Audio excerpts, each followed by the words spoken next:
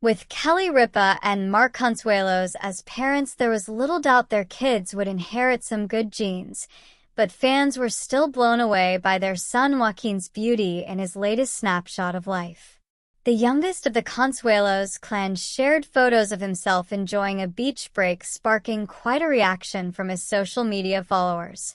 Joaquin, 23, was enjoying a beachside meal in the images with the blue sky and crystal clear waters behind him.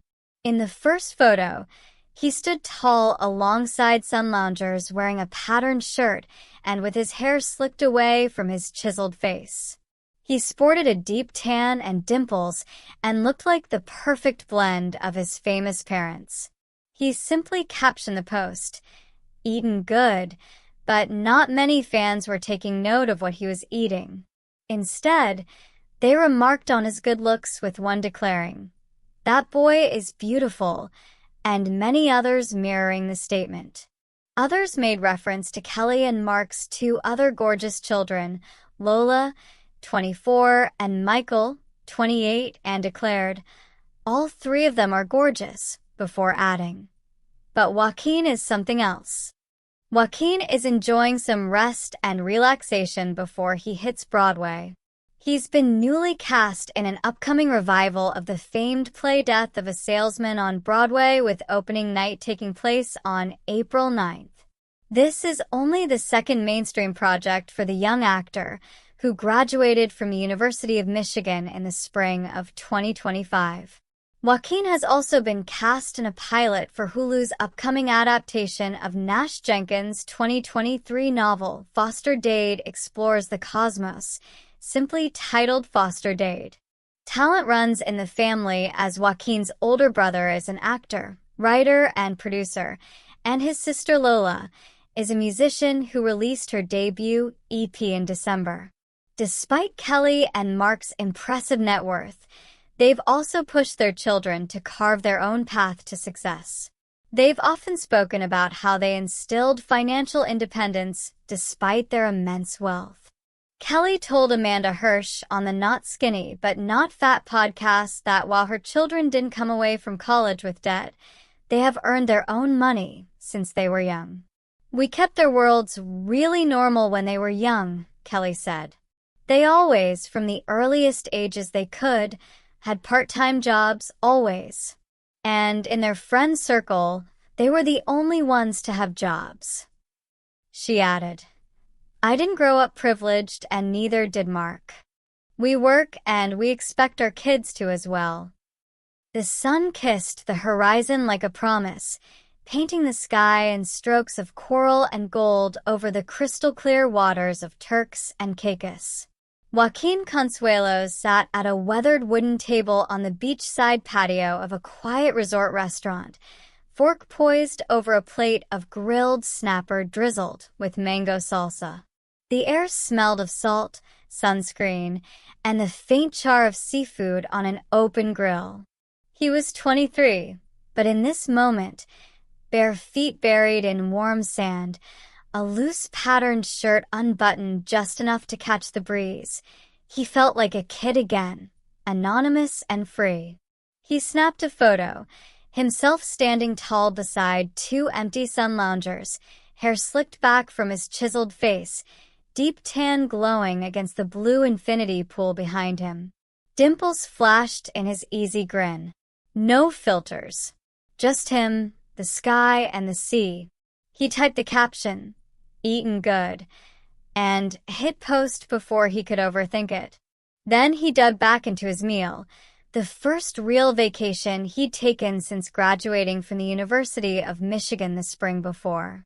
By the time his plate was clean, the notifications were already exploding. His phone buzzed like a hive on the table. He ignored it at first, sipping a cold coconut water, watching a pair of pelicans dive for fish. But curiosity won. He scrolled. "That boy is beautiful." Kelly and Mark made perfection with this one. All three kids are gorgeous, but Joaquin is something else. He laughed softly, a low rumble in his chest. The comments poured in from strangers who'd followed his parents' lives for decades. Kelly Ripa's bubbly energy on morning TV, Mark Consuelos' smoldering charm on soaps and beyond. Fans who'd watched him grow up in glimpses on social media now declared him the ultimate blend. Mark's dark, soulful eyes and Kelly's radiant smile, sharpened by his own quiet intensity. One follower wrote, "He's got that effortless star power already. Broadway's gonna lose its mind." Joaquin set the phone face down. Beauty was the easy part, the genes he'd inherited without asking. The hard part was everything that came after, proving he was more than the handsome kid from a famous family. In 2 weeks, he'd be back in New York, stepping onto the Broadway stage for the revival of Death of a Salesman.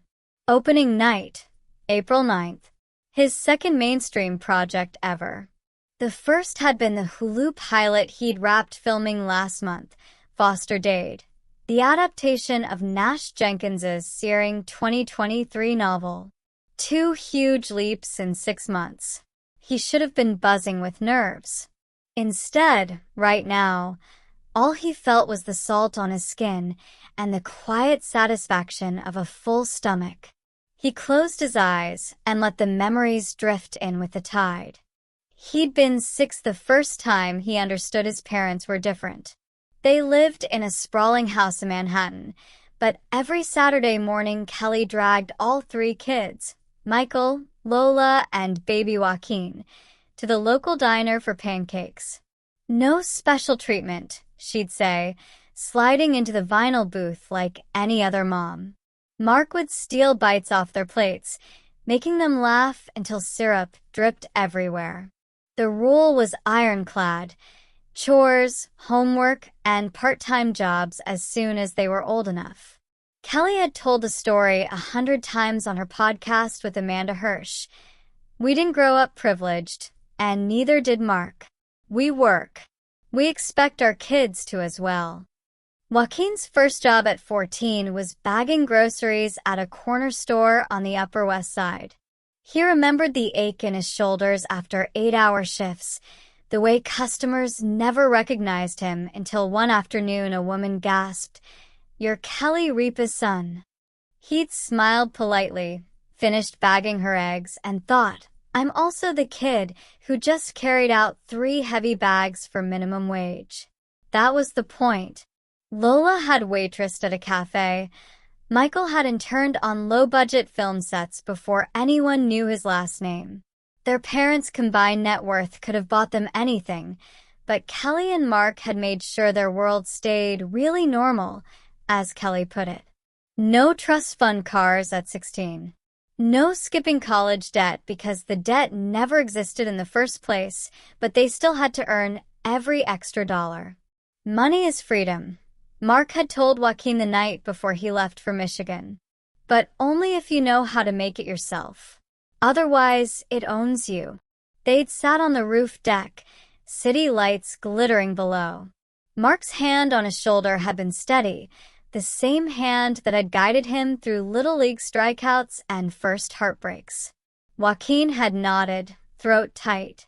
He didn't want the safety net. He wanted the fall and the climb back up. College had been that climb.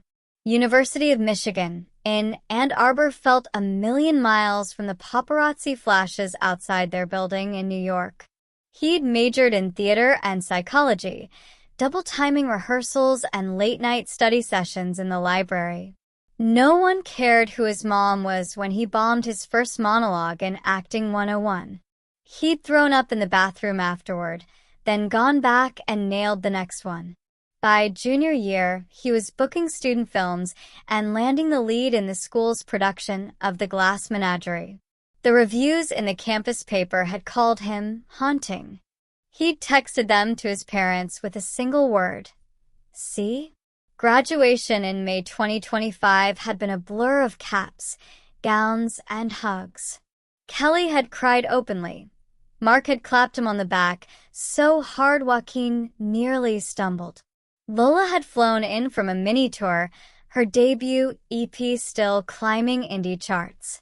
Michael, already juggling acting, writing, and producing gigs, had filmed the whole ceremony on his phone. That night, over family pizza in their hotel suite, Kelly had pulled him aside. "You've earned this," she'd said, eyes shining. "Whatever comes next, pilot, Broadway, whatever, it's yours. Not ours. Yours." He'd believed her. 2 months later, the audition calls started. The Foster Dade pilot had come first. Greg Berlanti's team had reached out after seeing his Michigan reel. Nash Jenkins's novel had hit like a quiet earthquake in literary circles. And then there's that conversation. Do you like this? No, I don't like that. How about this? I don't like that. I'll eat it. Oh, but not that. But not that. But not that. But not that. But not that.